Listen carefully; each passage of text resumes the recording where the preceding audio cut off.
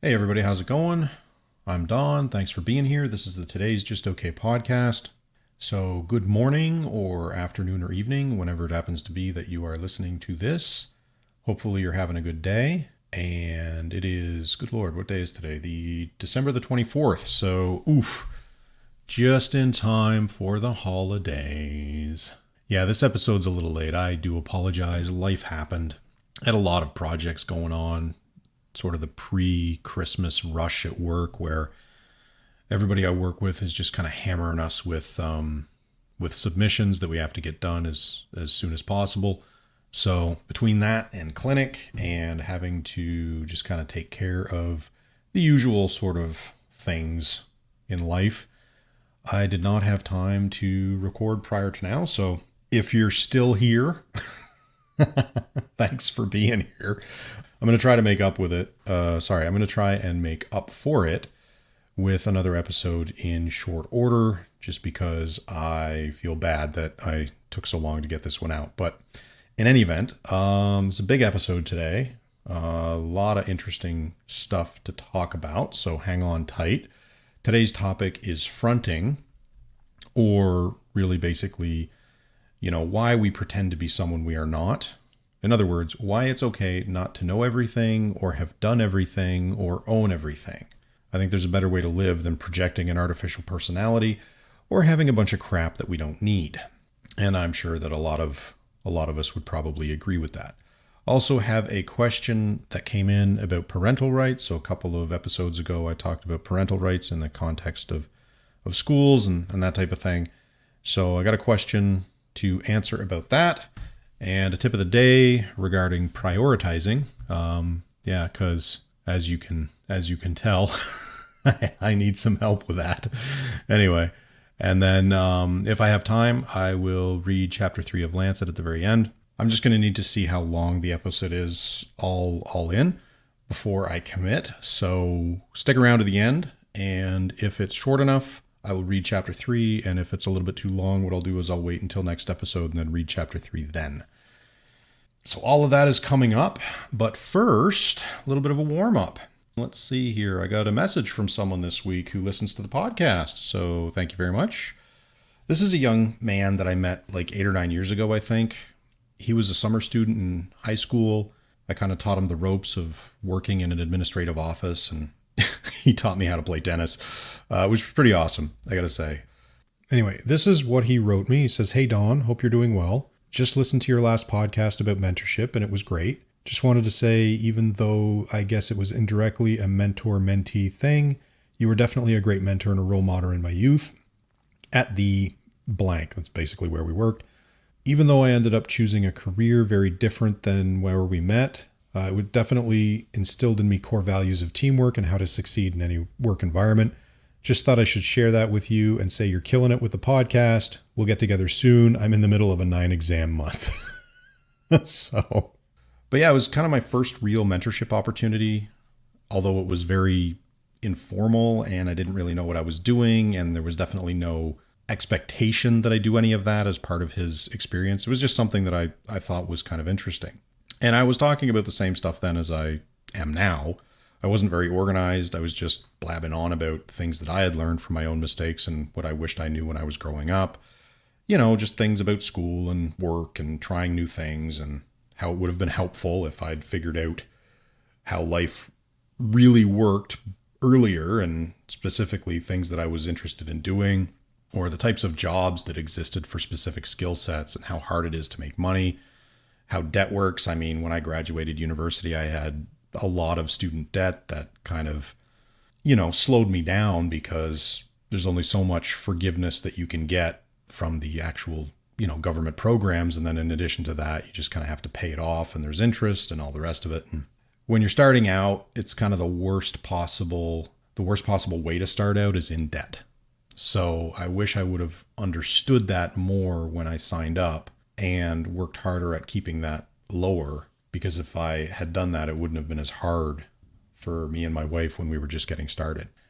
And then also just kind of the importance of the social and educational aspects of school and university and learning on the job and that type of thing. And just how you can use every experience to build on yourself, right? Build up your confidence, learn how to own your mistakes and move on without having that sort of endless stress.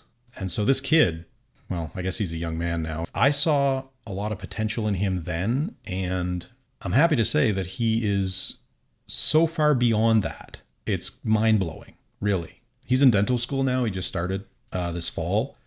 And I don't know if you know anything about dental school, but it's extremely difficult to get in. So the fact that he did that means he's clearly driven and smart. He's a very hard worker. And I wish I had been that focused at his age, honestly. So all I can really say is just that I'm extremely proud of what he's done and where he's going. And I mean, I know that there's going to be challenges. Not everything is sunny and happy all the time. I'm sure he has days where it's just like, ugh, what am I doing? Or, ugh, I wish I hadn't made the choices I've made. Honestly, I doubt that. But I think he's got all the pieces that he needs to get through any difficult situations that come up. And if he doesn't, I'm sure he knows that he has people around him who would be happy to help if anything does come up. I mean, I know I would. So I'm wishing him well, very, very well, and thanking him for listening. It means a lot to know that he thinks back fondly on the experience. I know I do. And that he feels like he got something out of it, because that was the whole point, was making sure that I wasn't just kind of rambling on, but actually imparting some sort of useful information. Anyway, I think he's got like 9 exams this semester. So although it's the 24th, so they're probably over now. So I'm sure he crushed it. But at the same time, I'm probably not out of line in saying that he's probably happy they're over too. So anyway, I hope he gets some rest and enjoys the holidays and then picks it back up in the new year. Moving on now, let's see. Christmas stuff. So I know not everybody celebrates this time of year. That's cool. I mean, it's whatever you're kind of into, whether it's a religious observance or not, whether it's just a purely commercial one like myself and my wife.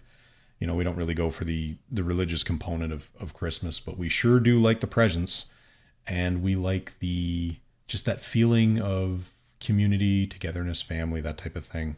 And it's funny, we do a lot of like stereotypical Christmas stuff. So we've been watching a lot of old Christmas specials and just things that were made like 50 or 60 years ago, like Rudolph the Red-Nosed Reindeer or Frosty or the Grinch, like that old cartoon, the original one. It's crazy to think of how old they are because it's literally a lifetime. I mean, 50, 60 years, that is a couple of generations. And it's funny when you watch them now and at first you watch them and you're like, wow, that's really good animation. And then you see them reuse the same animations over and over and over again. And then the voiceovers are, a little lacking, but whatever.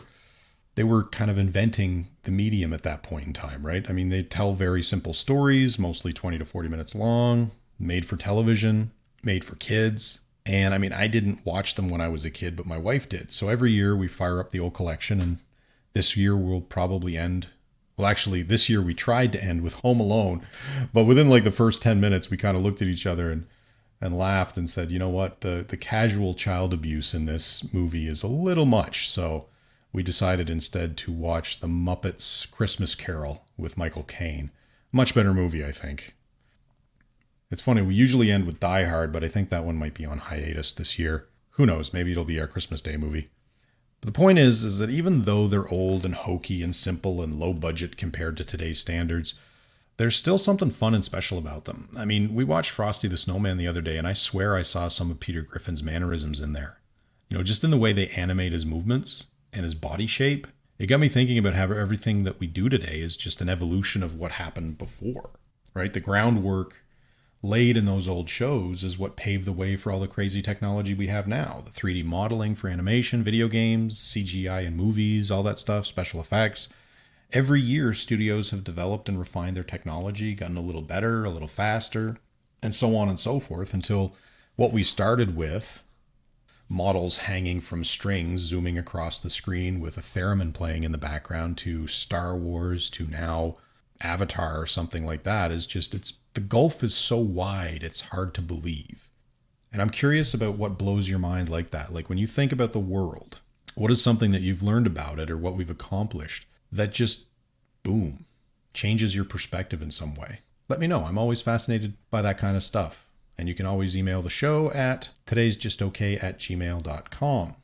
Now, moving on into the topic of the day, it's going to be a bit of a two-parter in the sense that, fronting is really, when you're projecting or pretending to be someone you're not, there's two components to, right? There's the person you are when people talk to you, and then the person you appear to be when people look at you.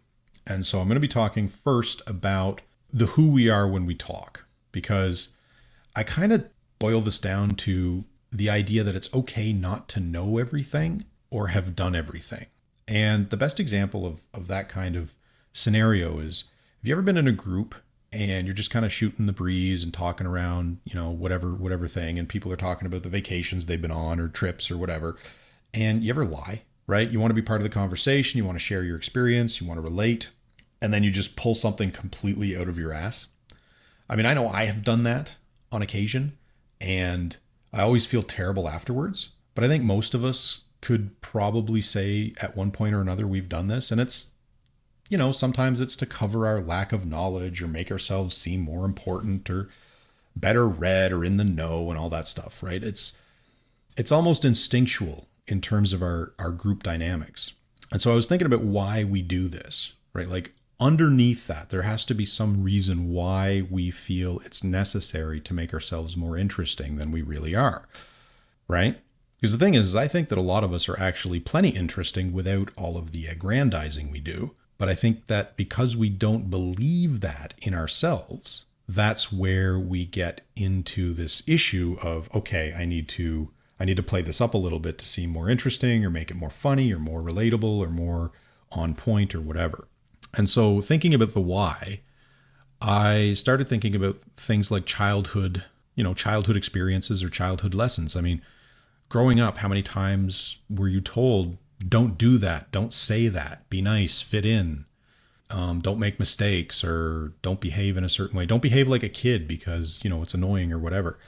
And those little mistakes are sometimes made into a bigger deal than they are. And when that happens and you get that negative reinforcement, that can turn into fear of making mistakes or not being interesting enough or having to fight for attention. I grew up in a household with 7 kids. So my parents were constantly just dealing with kind of the rabble. It's just this ridiculous crowd of children milling around doing all sorts of stuff. And there was a big age difference. Like my oldest brother is 10 years older than me. My youngest sister is 4 or 5 years younger than me. So it's like a 15-year gap between oldest and youngest, right? So there's a lot of different ages there. And that means that as parents, they didn't have a lot of time individually for us. They were just kind of, splitting the average and trying to hope for the best because they had to keep us fed. They had to keep us housed and clothed and basically alive. So they had enough on their plates to deal with. And, between sort of the fear of making mistakes and then not being interesting enough to pay attention to, right, that can compound in any kind of a group dynamic. Because externally, it's not just internally, but externally, I think that we're driven by media, by entertainment, by whatever, to constantly compare ourselves to others. If you think about Hallmark Christmas movies and stuff like that as a genre and the type of stories they tell a very specific story about a very specific class of people. And, these people have good careers, they have houses, they have property, they have money, they don't have to deal with a lot of the stresses that other people have to deal with. And if you're constantly being hit with that in media, and that's constantly being reinforced as the appropriate way to live, if you don't fit into that, then there's obviously going to be some reflection, right? You're going to be thinking about, well, why don't I get to do that? Why am I not good enough for that, right? It's not a perfect analogy, but you get what I'm saying, I hope. Anyway, I think that drives us to worry about how others will see us. And I know a lot of this comes back to self-esteem. Like, it doesn't have to be low for this to happen, I don't think. I don't think you need to have a diagnosis of depression or generalized anxiety or something like that. I think this is kind of just a normal emotional response. And I also think it's kind of a common experience, right? Some of us would just call it bullshitting, sitting around with your friends and everyone's lying through their teeth. And you're just you're shooting the shit and trying to make people laugh and trying to keep the conversation going. But I also think that one of the ways sensationalism affects us psychologically is, again, going back to earlier, we think that ordinary experiences aren't exciting enough. We have to make them bigger. We have to make them pop louder, right? A Chihuahua trying to bite you might not be scary, but turn that into a Doberman or a pit bull, and all of a sudden, ooh, those things have major connotations. So it changes the dynamic and it changes how people listen. And it also changes what we're saying. And we do this for everything. When we talk about relationships, vacations, little adventures we've gone on, jobs, injuries, you name it, we tend to exaggerate them to try and captivate or underscore how important they were to us, right? And one of the major sort of components in this, I think, that I could sort of point at and say, okay, this is probably where a lot of this is coming from, is the idea of toxic positivity. So the cultural drive, either in professional life or personal life, for everything to be amazing all the time. People are supposed to be happy and adventurous and outgoing and successful and on and on and on and on.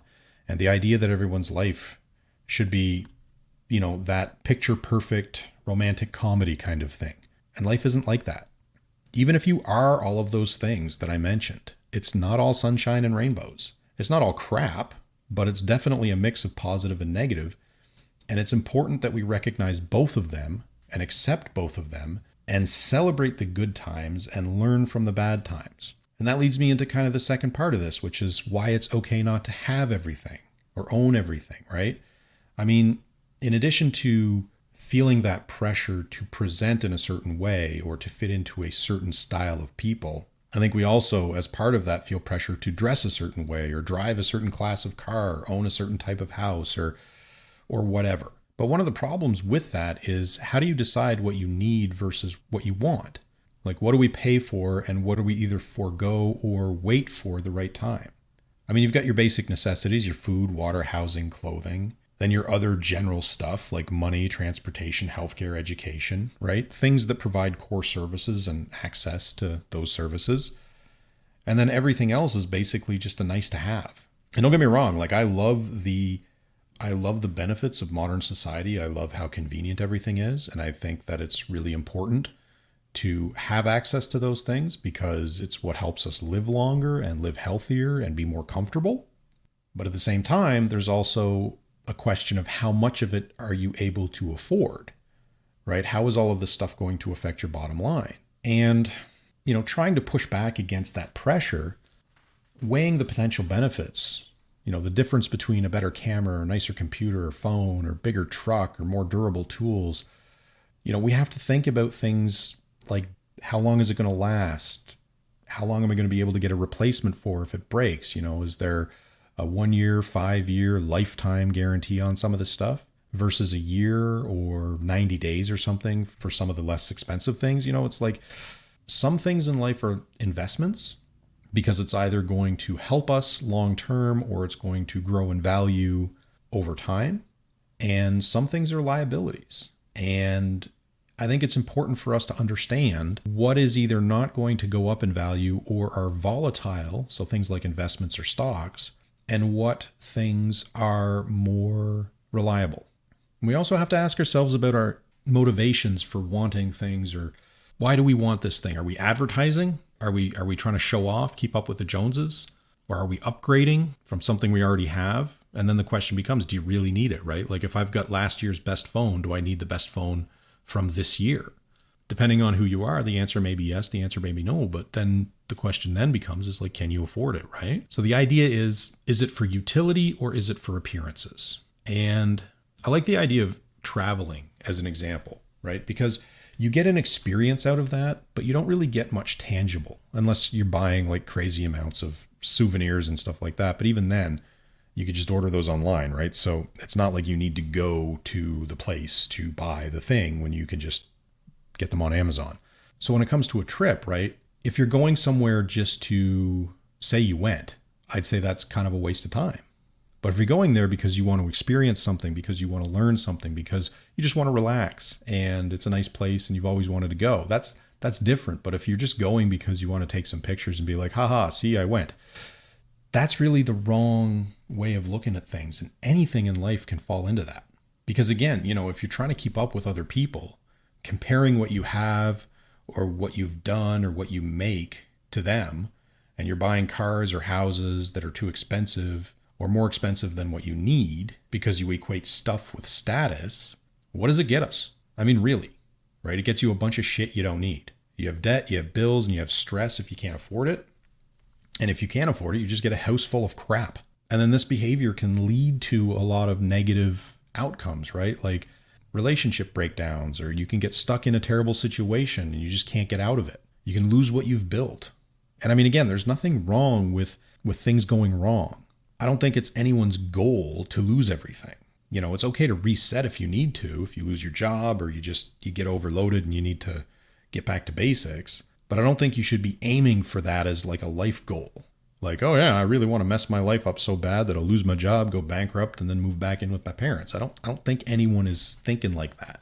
So I'm not crapping on anyone who's had to go through that or is in that kind of a situation. I'm just saying that that's definitely unlikely to have been the plan. And, at some point we have to look at ourselves and say, okay, this is what I wanted, but what is reality? So I guess what I'm trying to get at is essentially what's the alternative, right? So if trying to be someone we're not and have stuff that we don't need is somewhat negative, what do we do to counteract those impulses?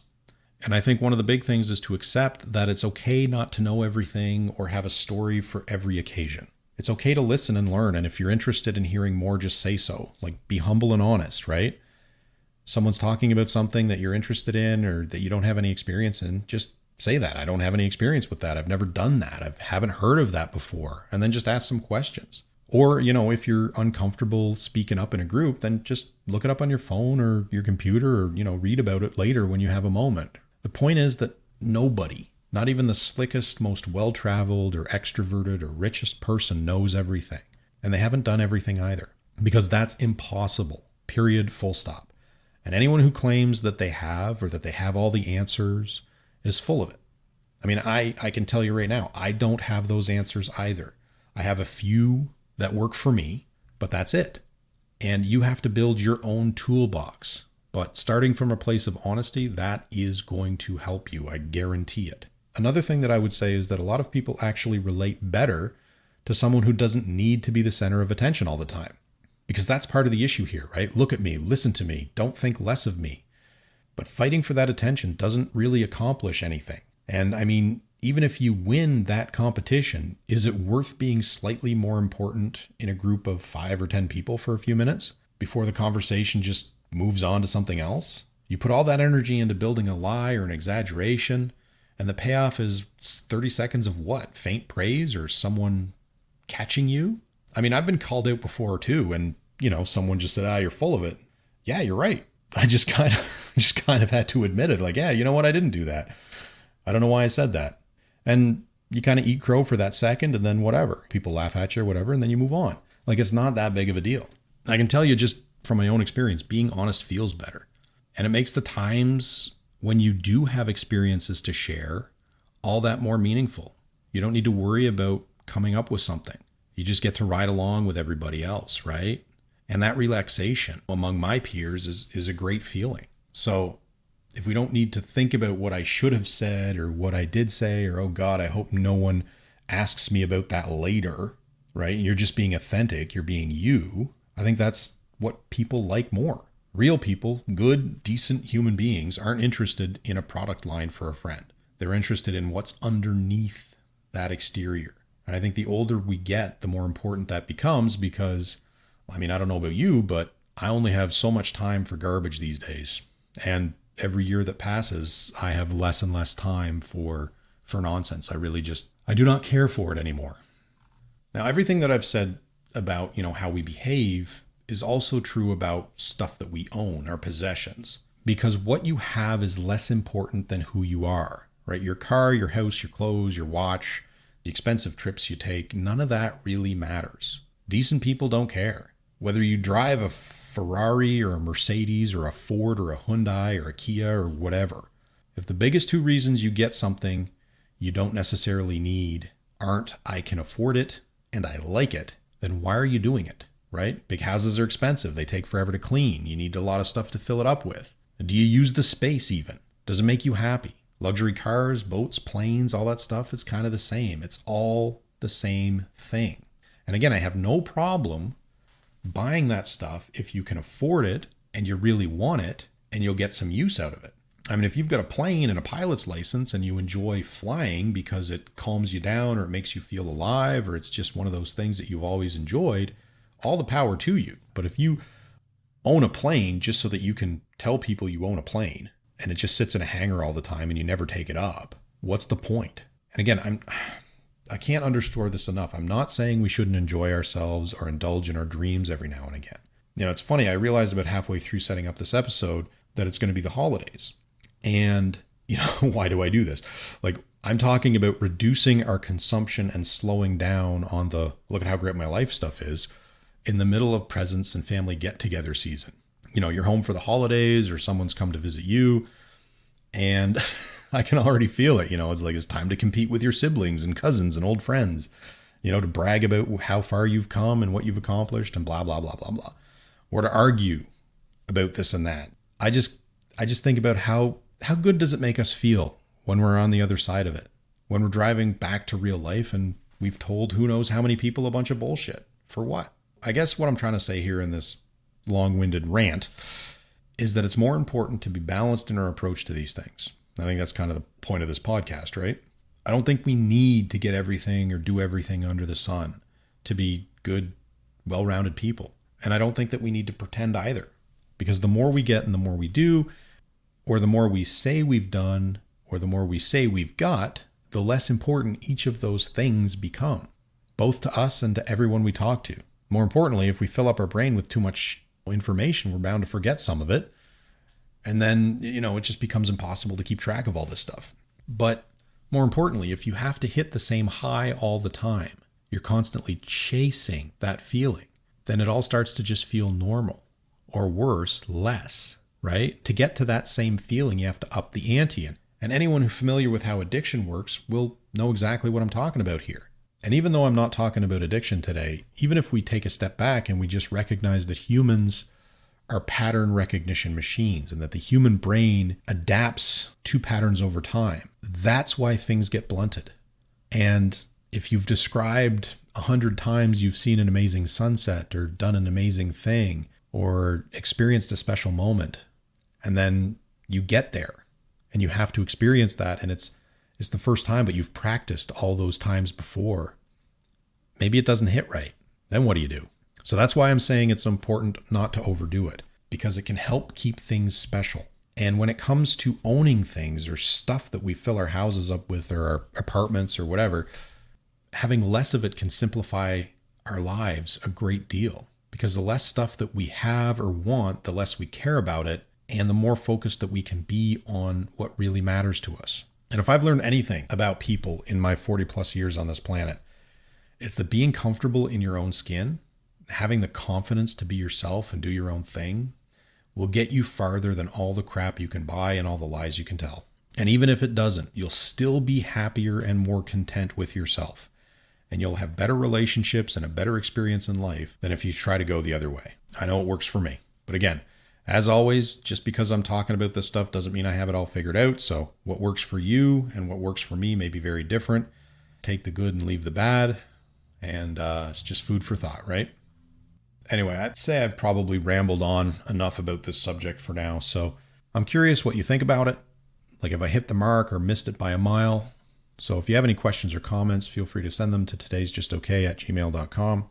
Because yeah, it's always like hearing from people. I'll always like getting that feedback. It's also nice to know that I'm not talking to nobody.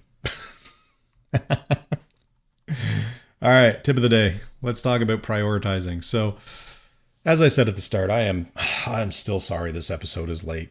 You know, life is busy this time of year. I'm sure I'm not the only one in that situation.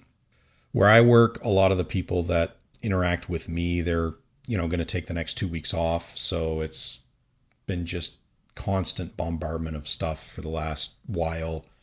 And then in addition to that, because of the holidays, there's more family responsibilities. There's all the shopping you got to do, the cleaning, the cooking. And then, just spending quality time with my wife, getting the end of the year organized, all that fun stuff. I've had clinic and other appointments, doing some writing, getting this podcast ready, playing around with some music. I feel like I need a podcast jingle of some kind. That seems to be something people do. So I've been playing around with that a little bit. The point is, there's lots to do and a finite amount of time to do it in. And that's why this tip is so important, right? Prioritizing is something we can always do better at. And sometimes it's also important to recognize that we can't do everything. We just do not have the time. We can't get to the things we want to do. So how do we manage? And in my view, the best thing that we can do in a situation like that is identify the most important things. And then once we've sort of ranked everything, is like, okay, well, what do I have to get done today? What do I have to get done tomorrow, this week, next week? What can wait? What can I put off? Whatever. And I generally classify things in my life based on their importance to just my existence, right? So my wife comes first, my job second, family, friends, health, coffee, food, chores, hobbies, et cetera, et cetera, et cetera, down the list. And I didn't list those in sort of order, as just kind of how they kind of came out of my brain. And everyone's list is going to be different, but as long as you know what's most important to you, it's always going to be easy to figure out what needs to be done immediately and what can wait an hour, a day, a week, and so on. And I hate to say it this way, but brutal honesty can help in this, right? If there's a new gizmo or video game that you want to play around with, is that really more important than date night or getting work done on time or finishing your assignment, getting your paper in, that type of thing? Do you really need or even want to spend 3 hours scrolling on the internet? Or do you want to use that time for something else, right? Is that a good opportunity to knock one or two of those things out that you need to deal with? And even if it's rest or relaxation, like a good night's sleep, for example, that should be high on the priorities list, because that's gonna keep your body healthy. And as you get older, you'll know what I'm talking about. It's a never-ending struggle to keep it working. So I guess what it comes down to is that we are so busy and we have so many competing priorities and stressors these days that it's almost impossible to find any sense of calm or peace in our day-to-day. But by eliminating some of those stressors, right? If we do what we can with what we have and plan for the things that we still need to get to, we can take a breather. There's no reason to spend all our time worrying about what comes next, right? We already have a plan. We've prioritized what needs doing. I think one of the hardest things that I've learned in the last 20 years is how to give myself those mental and physical breaks. Everything's still going to be there when I come back, so I can take time to calm down and get collected and stay sane, essentially. I build those breaks into my schedule now because I have to. And that's part of the reason why the podcast waited, right? This is a fun experience for me. This is cathartic. I enjoy it. But ultimately, it's not something that has to be done today. I don't think anyone should have to work on something every waking moment. Humans just aren't built like that. So as much as we need to prioritize, we also need to include downtime. And in that way, we've got a better chance of getting what needs doing done, but we'll also have something left over for ourselves at the end of it. And I'm back. And honestly, you probably wouldn't have noticed if I hadn't called it out, but being the 24th of December, my wife and I are making a nice dinner for ourselves. And so right around lunchtime, she reminded me that we have turkey to make and a variety of other things to do. And so I put this on pause so that I could deal with that. And then, I just wanted to hang out with her for a little while because that's fun too. So this is a couple of hours later. Oh my goodness, my back is a little sore. My knees hurt a little bit more, but you know what? I'm going to get through this. I'm going to power through like a champ, or at least like the broken old man that I am. Anyway, so moving on. Question. So I got something from a listener who wants to remain anonymous. Episode 2 was about parental rights, and I've changed the wording a little bit to prevent any sort of identifying details of the where and the when, so I hope they don't mind. Basically, I think that there was enough information in the original email that might be enough for someone to get a pretty good idea of who was talking or where they were. And, when these types of subjects come up, I don't really like to share information if I don't have to, simply because that's drama people don't need, honestly. And I'm not here to, make that happen or build that. I'm here to kind of calm things down a little bit, right? So it's not really that important, the who, for their own peace of mind and my own, but the what they were talking about is very interesting. So I'm going to be focusing on that today. So the question boils down to basically, what do you do when an organization like Canadian Life Coalition is involved in your school board or your local elections? Or how can you be reasonable when someone is screaming at you that you're protecting pedophiles or encouraging kids to change their sexualities, or you're discriminating against straight religious parents and kids and that type of thing, right? And that is a great question, because ultimately there's often a problem when you're dealing with these subjects where one side of the argument is not necessarily interested in, any kind of rule structure. They're in for a fight. They're not interested in having a discussion. They just want to argue with people and make people look bad, get their sound bites, put their crap on social media, and do their whole gotcha thing, right? And I mean, that's great for views and it's great for likes, and it's probably okay for politicians looking for votes when people don't pay attention, but it's not really good for anything else. Real life doesn't work that way. So the challenge becomes when one side of the argument isn't willing to talk or basically goes into full-on aggressive behavior, right? What do you do? And I mean, this goes both ways, whether you're arguing for or against a particular program or value or educational platform or whatever. There are plenty of people on one side who will scream and plenty of people on the other side who will scream back, and vice versa. So I look at it as, if you're going to participate in the process, you have to come in good faith. You have to be honest, and you have to present your point of view and be okay with people agreeing or disagreeing with you. But I think in cases like this, it's also important that the people in charge of the meeting deal with it, right? So if you're running some kind of public outreach meeting or, trustee meeting or something like that, you have to keep order. You have to keep people behaved. You have to establish rules. You have to stick to them. You don't see judges just letting people do whatever they want in court. And I think any organization with public input needs to be hands-on in making sure that their operations are tidy and equitable and respectful. And I think in this day and age, that means being prepared to have people show up with signs and start shouting. I don't think that we can pretend anymore that that's not going to be a real issue. And yeah, it definitely sucks if some of the board members are either timid or maybe they support one group or another and they let that influence who gets to talk. I mean, politicians do that kind of crap all the time. They call upon their friends to speak so that they can get the talking points they want, right?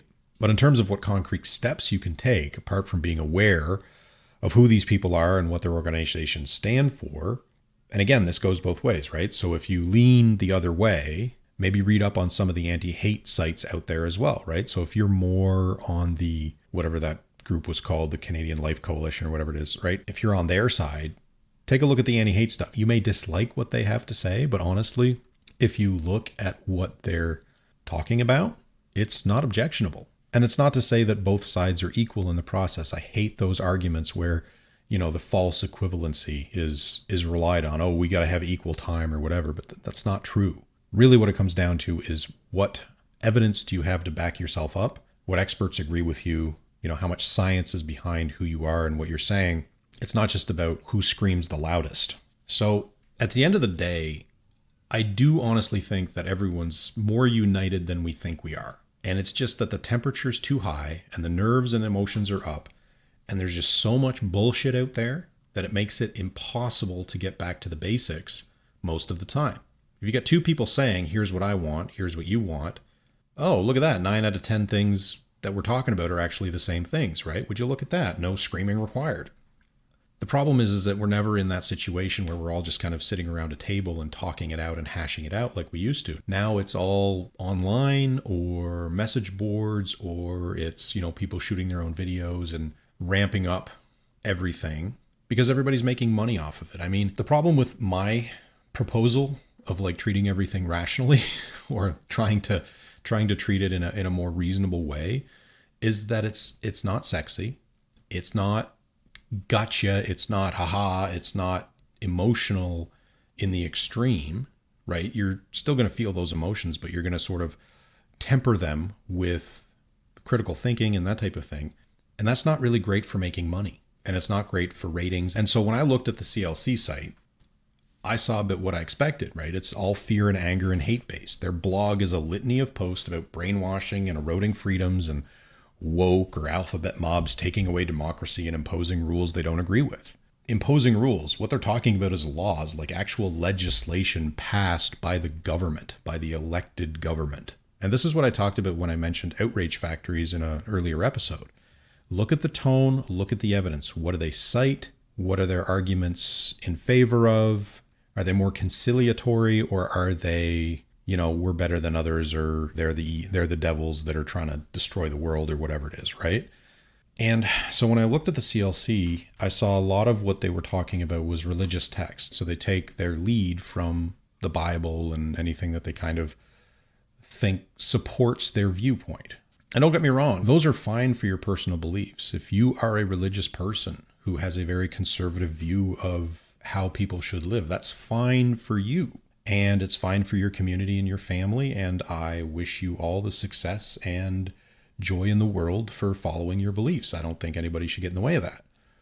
I don't think telling anyone what they need to think is a good idea.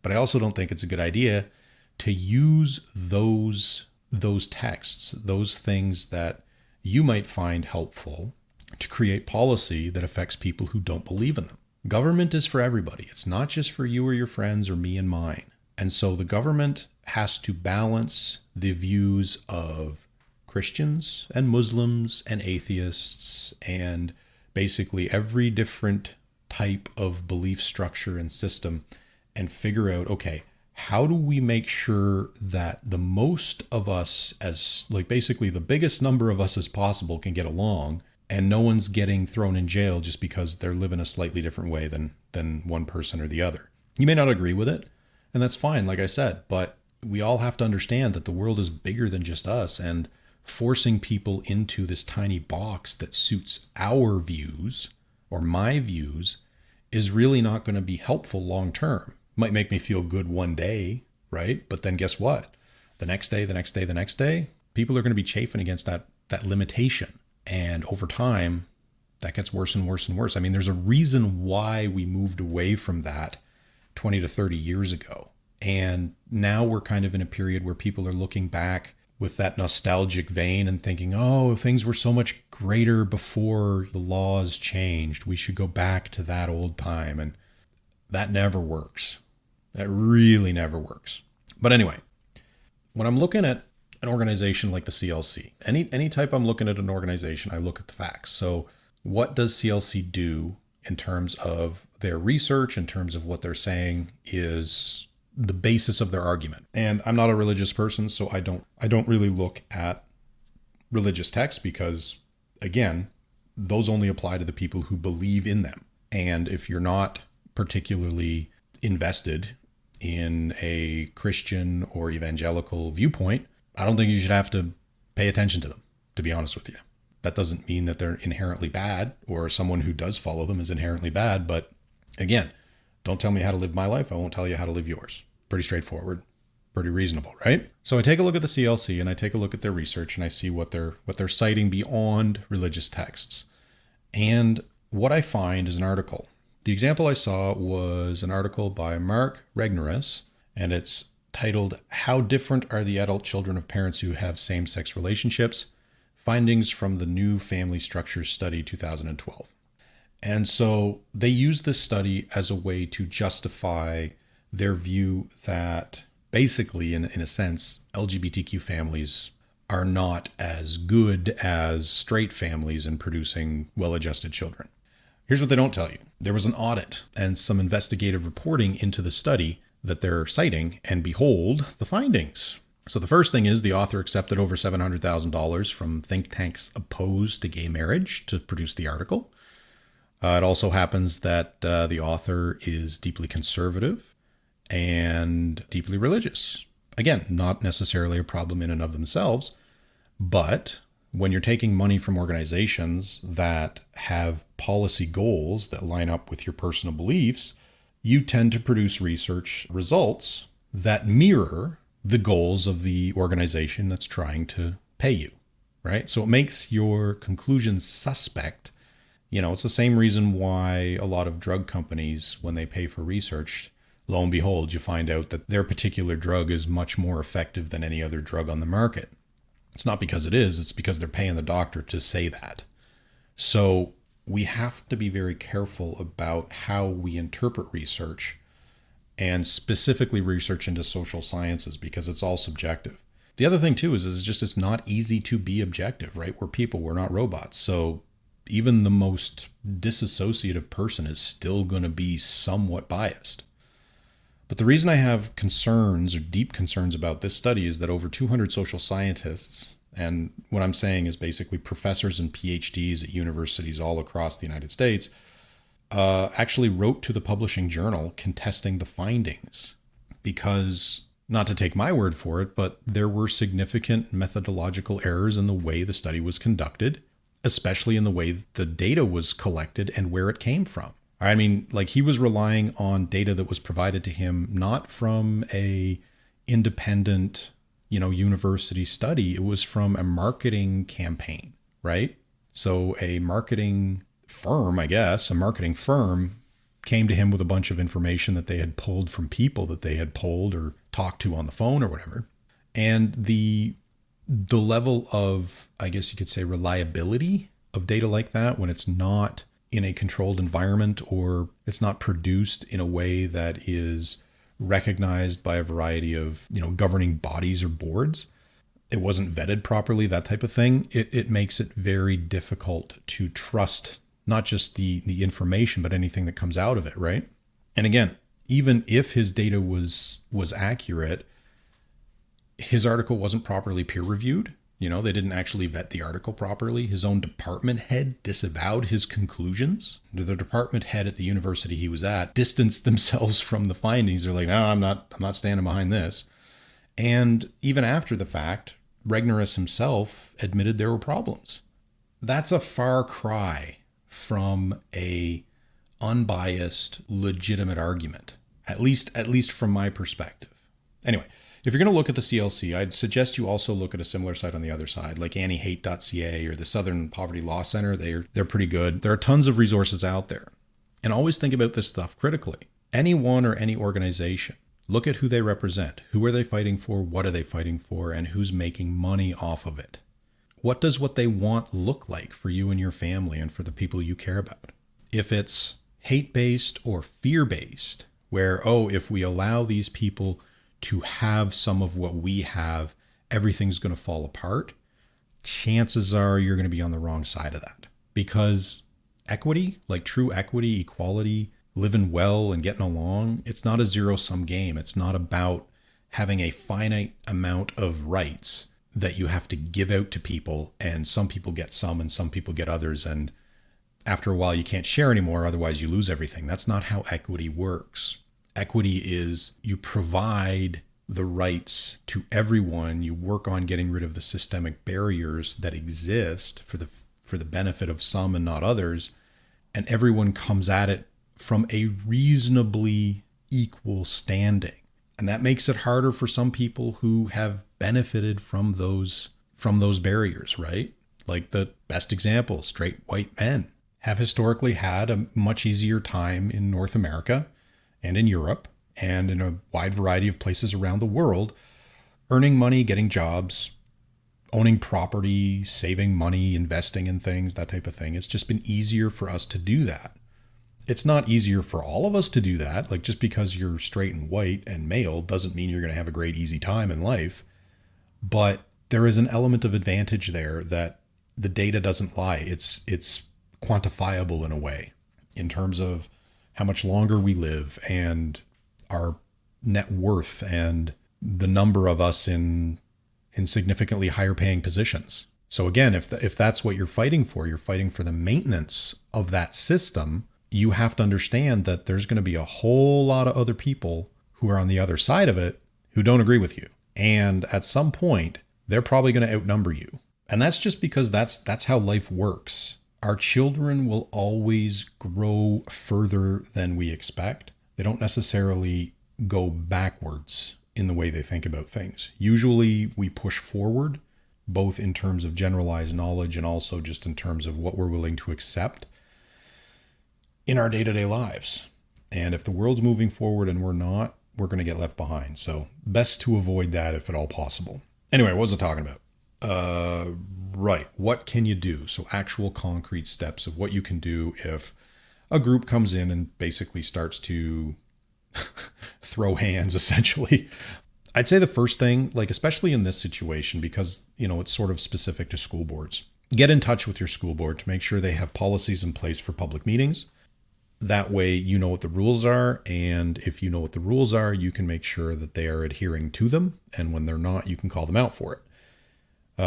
Step 2, get involved with the process. So actually read up on and vote for your trustees, know who's coming in and running in those elections, making sure that you're aware of their policies and what they want to do. Don't just assume everything's going to be okay. I think this is kind of a sticking point for me, right? Is that a lot of people complain about the way the world is going and yet aren't actually engaged in trying to make sure it doesn't go that way. So they're not looking at who they're voting for critically. They're just either not voting at all, or they're just voting for the party that their family's always voted for or whatever, right? I mean, you only have a limited number of chances to change things. And if you're just a regular person on the ground, we only matter if we are gathered together, if we're bound together, right? We're not billionaires. We're not in the halls of power. We're just regular people doing all the work. So yeah, if we're not willing to fight to make sure that the board stays even just a little bit balanced, people who have are going to just try and take more, and we're going to become have-nots pretty damn quick. So yeah, maintain that vigilance, because things don't run themselves. Things aren't always going to work out unless we keep pushing for that. I mean, if you've got kids in schools, make sure you get to know the teacher and the principal, because they're the ones who are going to have the most direct impact on your kids. So what is the teacher like? What is the principal like? And don't be afraid to just have a conversation and talk to them. Be like, hey, what are you teaching? What are you doing? Blah, blah, blah. Because they'll usually be happy to have that conversation with you. And if you're worried about your kid's development and you kind of itemize how and in what ways you're worried, they'll probably work with you in some manner to make sure that your beliefs or your views are respected. And likewise, if they're not going to do that, then you have the opportunity as a parent to do enrichment with your own child at home, where you can provide them with context and that type of thing. So you do have the opportunity to directly influence your child's learning, but you also have a good opportunity to get to know the structure they exist in at the school. Also, depending on what you support, get in touch with a reputable organization and see what they're about. Are they level-headed or just reactive and angry all the time? So whenever I'm thinking about supporting a cause or something like that, I take a look at the cause, I take a look at the people who represent it, and I take a look at how they come across.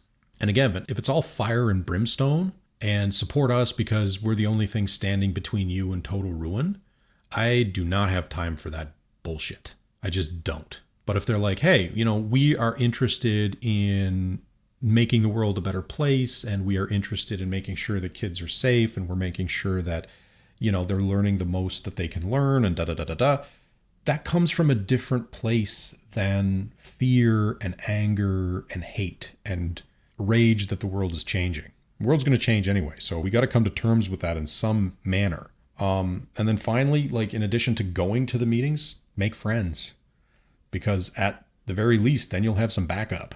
Any organization, they usually come together, and if you are going to counteract that influence, you need to have your own group as well.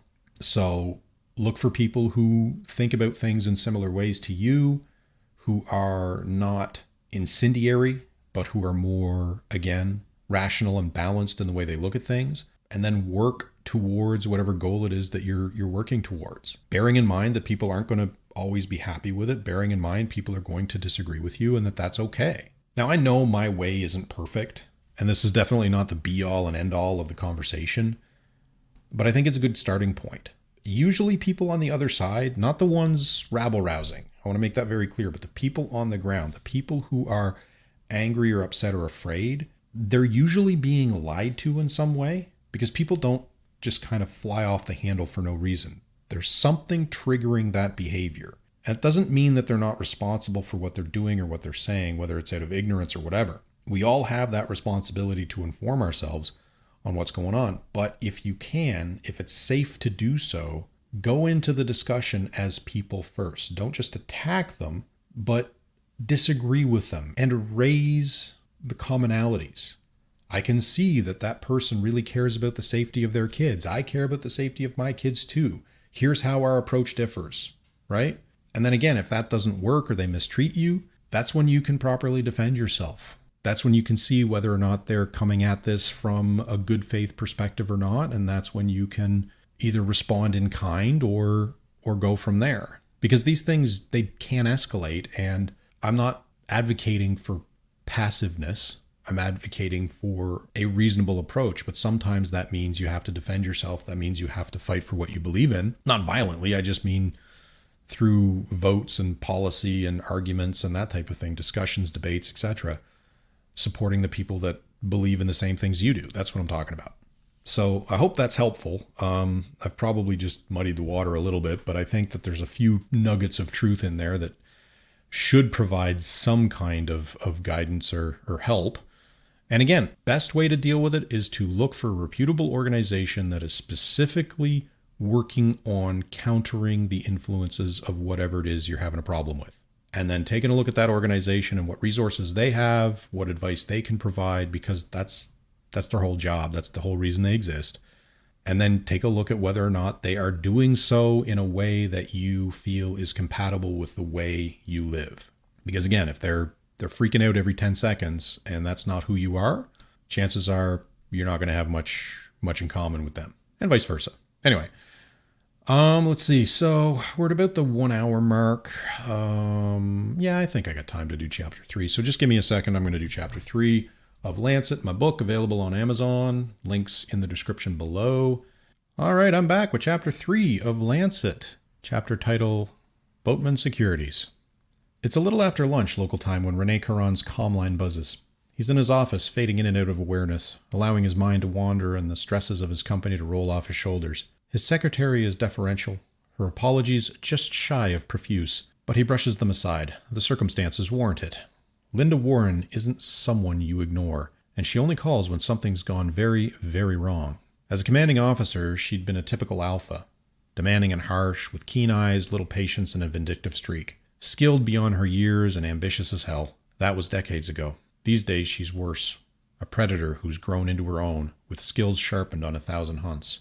But Caron's not the same either. He's no longer a junior yes man hoping for a career in intelligence. Now he's the man they call when there's an unofficial mess to clean up. Extraction, espionage, neutralization. His company specializes in what he likes to call quiet warfare. Just a fancy way of describing Unity's dirty work. Linda, how are you? He opens with fake cheerfulness. There's a nagging voice in the back of his head reminding him to be careful. She'd been a vulture in the old days, a devourer of information, always looking for an advantage. You don't care. Blunt as ever. You're right. Time and money had burned away most of his bad habits. Deference to traditional authority being one of them. So what can I do for the grand old government today?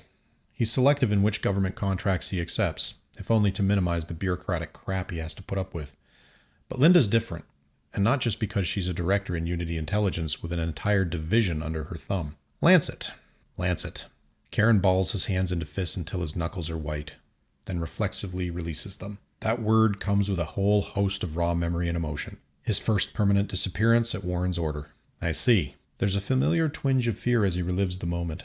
Hostages, men and women, mewling just meters away, too afraid to beg for their lives. He can still see their captor, that monstrous bitch regarding him with those cold, emotionless eyes as she told him to step out of the airlock and off the ship he'd been instructed to provide. A ship he'd just poisoned, ever so slightly mangling its navigation system, making its last jump a ticket into oblivion. Hostages for a ship, that was the deal. If she'd broken her promise, if she'd decided to bring a little extra insurance with her, a lot more people would be long dead. As a young man, idealistic and foolish, he'd thought the price would be worth paying, because no one wanted to see that boat again. No one was supposed to. It only occurred to him afterwards that Warren hadn't stepped forward. He lasted a few more years, but once he realized she'd burn every last drop of talent and energy out of him before she let him advance, he resigned and went the private route. Even then she saw a new opportunity in him, became his benefactor. Most of his early contracts came from her office. Referrals to a one-man operation. He'd taken the business, reaped the rewards of many jobs well done, and enjoyed a lifetime and a half's worth of success. All while knowing that someday she'd call in the favor. I'm sending you what we have. Warren doesn't make offers. She gives orders. I'm hired. This isn't a clean line. It is now. That kind of assurance made her easy to hate. Call me back when you've looked it over and picked your team. And with that, the line goes dead. Nobody comes back from an alterspace blind fire.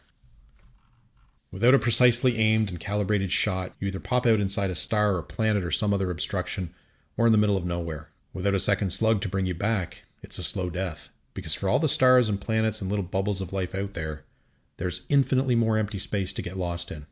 Recovery just doesn't happen. Warren's packet doesn't contain much, a crash report from a planetary survey and a serial number request. But the video shows him what he needs to see. Confirmation. Karen checks the point of origin. A backwater named Snow he never heard of.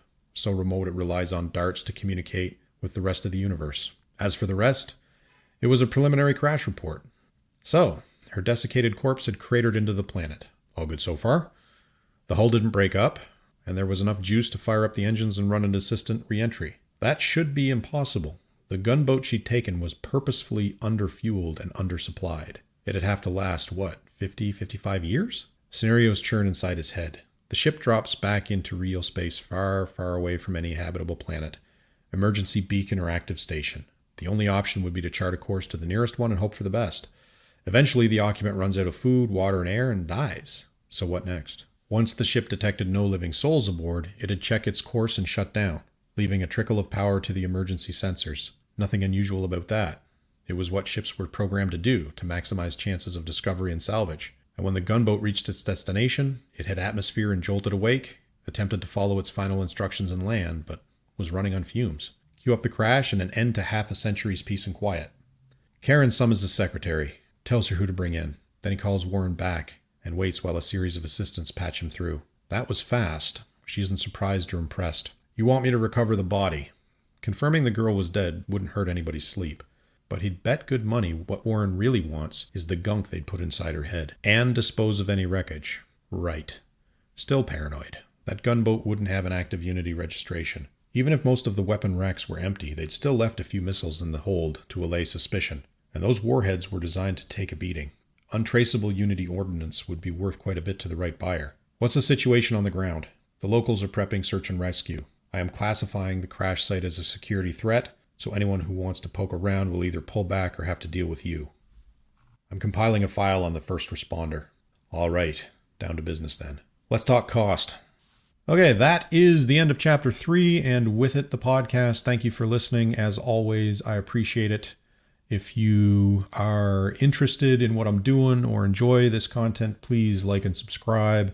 And otherwise, if you have questions, comments, concerns, or anything like that, please send us an email at todaysjustokay@gmail.com. I will see you next time and hope you have a great holiday season, whether you celebrate or not. I just hope that you have some good time off, some rest, relaxation, good food, presents if you want them. And with that, I'm out of here. Have a great day. Talk to you later. Bye-bye, everybody.